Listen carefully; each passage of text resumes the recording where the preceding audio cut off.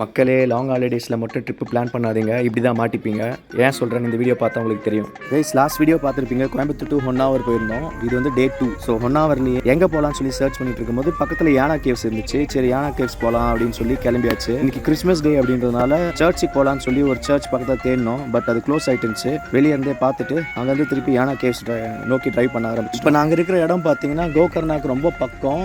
இதுதான் வந்து கோவாக்கு போகிற ரூட்டும் கூட. பக்கத்துலேயே கோகர்னா இருந்தாலும் கோகர்னாக்கு போகாமல் இந்த இடத்துக்கு வந்த ரீசன் என்னன்னா, இங்க வந்து அந்த அளவுக்கு கூட்டம் இருக்காதுன்னு சொல்லி வந்தோம். அதுக்கேற்ற மாதிரி ரோட்ஸ்லாம் ரொம்ப காலியா இருந்துச்சு. ஸோ யானா கேவ்ஸ் நோக்கி போற ரோடு பார்த்தீங்கன்னா கொஞ்சம் நேரோ ரோடு, ஃபாரஸ்ட்குள்ள கூட்டிட்டு போகும். வாவ், செம்ம பியூட்டிஃபுல்லா இருக்கே, கூட்டமே இல்லையா அப்படின்னு நினைக்கும் போது தான் பார்த்தா அப்படி அவ்வளோ டிராஃபிக் கொஞ்சம் தூரத்துலேயே. அப்போவே தெரிஞ்சு போச்சு அங்கேயே நாள் ஃபுல்லாக போகிறான்னு சொல்லி. அதுக்கேற்ற மாதிரி செம்ம டிராஃபிக் தாண்டி ஒரு வழியாக யானா கேவ்ஸ் என்ட்ரி வந்துட்டோம். அங்கே இருந்த ஒரே ஒரு சின்ன கடையில் ஸ்நாக்ஸ்லாம் சாப்பிட்டுட்டு ட்ரெக்கிங் ஸ்டார்ட் பண்ணியாச்சு.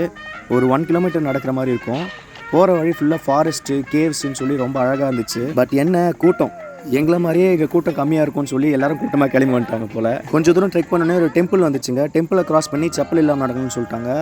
என்னால் செப்பல் இல்லாமல் இப்போ மலை ஏற முடியாது இப்போது. ஸோ அதனால் நான் நின்றுட்டேன். ஃபேமிலியில் எல்லாரும் போய் யானை கேவ்ஸ் பார்த்துட்டு வந்தாங்க. நான் பக்கத்தில் இருக்கிற இந்த மாதிரி குட்டி குட்டி கேவ்ஸ் பார்த்துட்டு நின்றுட்டு இருந்தேன். இந்த பிளேஸ் ஓகே தாங்க, கூட்டம் இல்லாமல் இருந்தால் ஓரளவுக்கு நல்லாயிருக்கும். கூட்டம் இருந்ததுனால அவ்வளோ என்ஜாயபிளாக இல்லை. ஸோ அன்றைக்கி நைட் யானை கேவ்ஸ் மட்டும் தான் பார்க்க முடிஞ்சு. ரிட்டர்ன் ரெசார்ட் வந்தாச்சு, ரெஸ்ட் எடுத்துட்டு நெக்ஸ்ட் டே மார்னிங் பீச்சில் விளையாடிட்டு அங்கேருந்து இன்னொரு பிளேஸ் போகலான்னு சொல்லி இங்கே பக்கத்தில் மேங்க்ரோவ் ஃபாரஸ்ட்டில் போர்டு வாக்குன்னு சொல்லி ஆன்லைனில் பார்த்தோம்.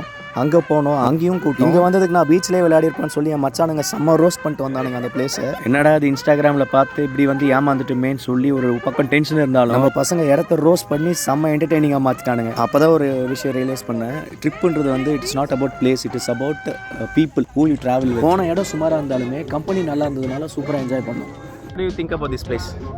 This was a very unforgettable, legendary experience. The chap that rated this place as a 5-star experience, I will find him and I'll give him a very and the architect of this place is Ungaya. அவ்வளோதாங்க, டே 2 டே 3 ரெண்டுமே முடிஞ்சுது. Next day பீச்சில் விளையாடிட்டு திருப்பி 14 hours drive பண்ணி Coimbatore return வந்தாச்சுங்க. உங்களுக்கு க்ளீனான beach, boating போகிற நேரமே போகாமல் வித்தியாசமாக போகணும் அப்படின்னு நினச்சிங்கன்னா இங்கே வரலாம். 1 hour. பட் லாங் ஹாலிடேஸில் பிளான் பண்ணாதீங்க.